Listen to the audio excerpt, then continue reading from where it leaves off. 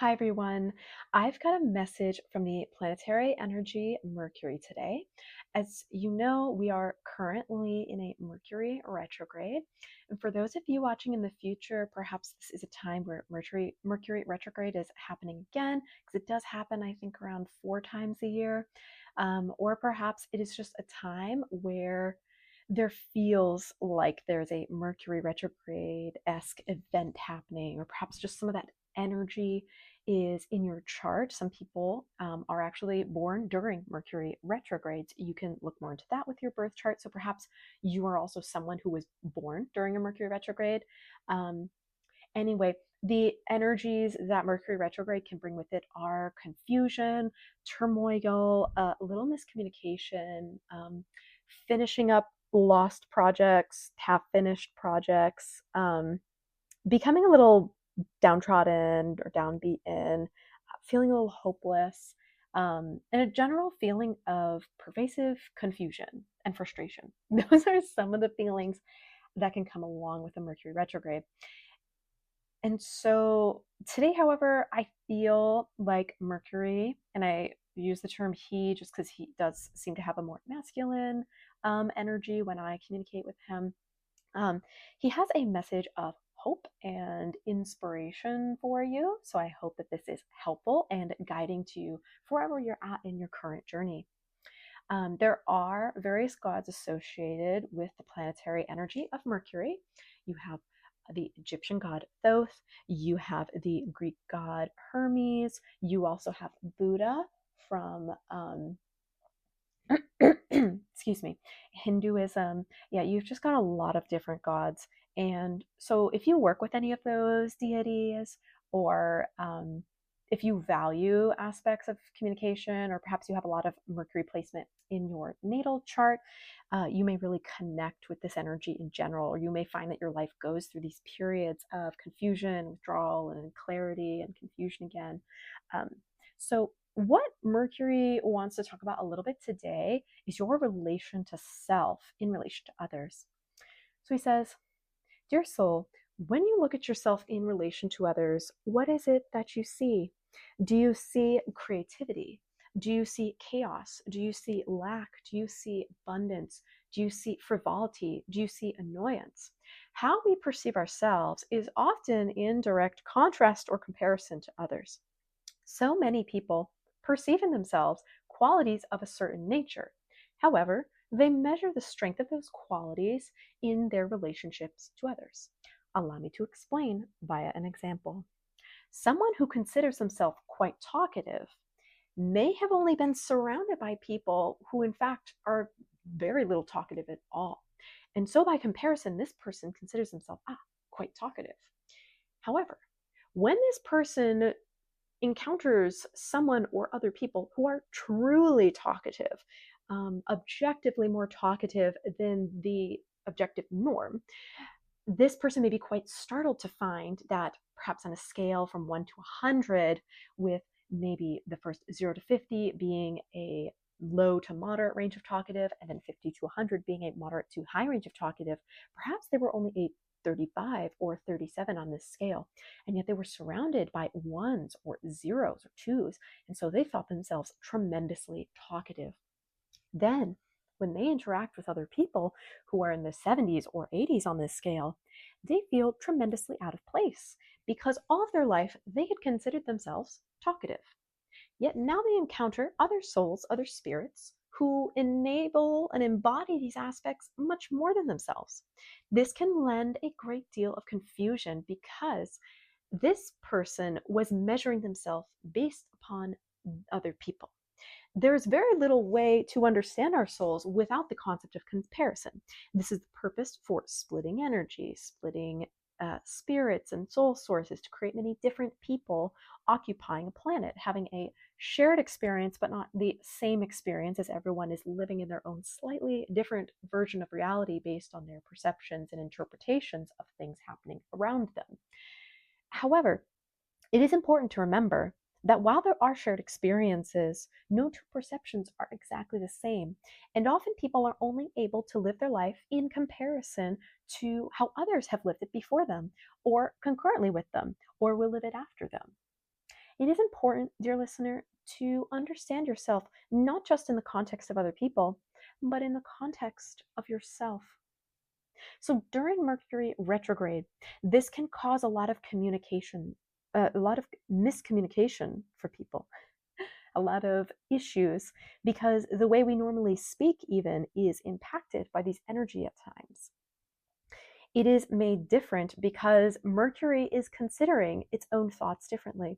Consider this an introspection period for Mercury, which is normally quite a talkative and fast paced, fast moving energy. And yet during the retrograde period, it appears to slow down. It tries to recalibrate, recoordinate, stay the course, and reevaluate which direction it should be headed in. And this can cause a period of great confusion for people. Imagine if, dear listener, you were headed down a road at 60 miles per hour, and then suddenly you realize, oh no, I may have missed my exit. So while you are still hurtling down this road at 60 miles per hour, you then start consulting with your book. You look at your GPS. You ask the other people in the car, hey, do we miss the exit? Where's the exit? We have to know which exit to take. You see how your mind becomes distracted and wrapped up in these alternative modes of communication and thinking and doing and being. All the while, your car is still traveling at 60 miles per hour down the interstate. So it is with Mercury retrograde that the planet is still moving, but appears to the eye to be moving backwards in a different direction. Because if you were to look at the energetics of a person who was traveling at 60 miles per hour in the car, who then stopped mentally in their train of thought, if you will, or their energetic procession, in order to retreat backwards, to retrace steps and figure out if that truly was the path aligned for them, you could see the psychological, energetic disturbance of the moment. Yes, they're still traveling in the car, but their mind is no longer towards the future. Their mind is no longer on their current destination. Their mind is in the past, if you will. It is in the rearview mirror. It is in the exits they have already gone past. It is in the directions that were already spoken. In the same way, our minds can perform similar functions. So, whereby we go through our day to day life thinking of what we need to do in the future normally, we suddenly can become very entrenched in the past. We can reflect on our behaviors. We can go back to past lovers. We can reconsider connections we've cut off. We can go back and dredge up the misery and the agony and the suffering of yesterday because our minds stumble upon the tragic solution, quote unquote, if you will, of what if. And this what if is what Mercury retrograde is all about. Mercury retrograde is the energy of what if. It is the energy of distraction. It is the energy of consideration. But ironically, not the consideration that leads to more attention to detail. It is the consideration that leads to a fragmentation of thought consciousness. It is the distraction of self, the fragmenting of self into many different little pieces so as to assess and thoroughly stand and evaluate a situation, and yet sometimes becoming lost in these different and conflicting energies and perspectives in that moment. This is the subconscious explanation for why so many people send typos in their emails, or they are retracting their emails, or they write something down and it was the wrong thing they wrote down.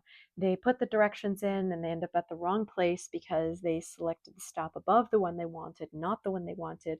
They pick out the slightly wrong brand of detergent or the wrong size, and then suddenly they have way too much or way too little.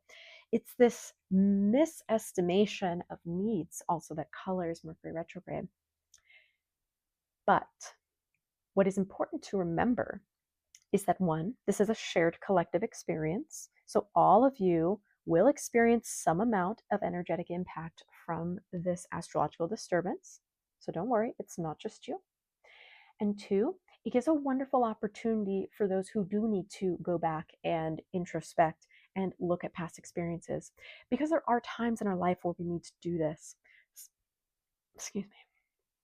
So I would encourage you, dear listener, if there's anything you need to do, start your new projects after Mercury retrograde if possible, and finish up your existing ones during Mercury retrograde, because you will be reviewing those multiple times, or likely have already reviewed things multiple times if your project is still in process.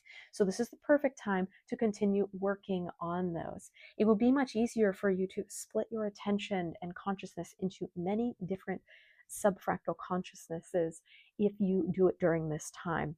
When Mercury is not in retrograde, your attention is more likely to be focused on one particular thing, your energy devoted to one or a few particular causes. However, the benefit of having scattered energy is most apparent when we are reviewing things from the past or projects that are still in process, as there are many, many different aspects of these things to consider. So I want to leave you with this message of hope and empowerment that, as frustrating as this time can be, it's also a time of great enlightenment for you.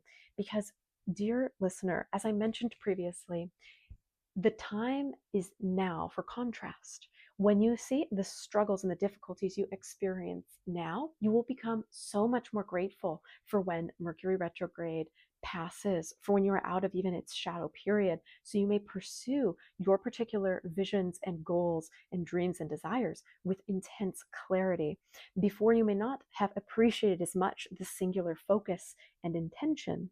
But now, having fought against feelings of fragmentation, you will feel immense relief when the energy subsides.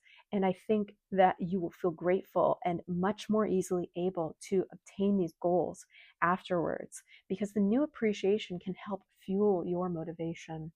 I hope that it's helpful for you. I hope that is some solace to those of you who are seeking clarity in this Mercury retrograde, or perhaps this Mercury retrograde-esque period in your lifetime.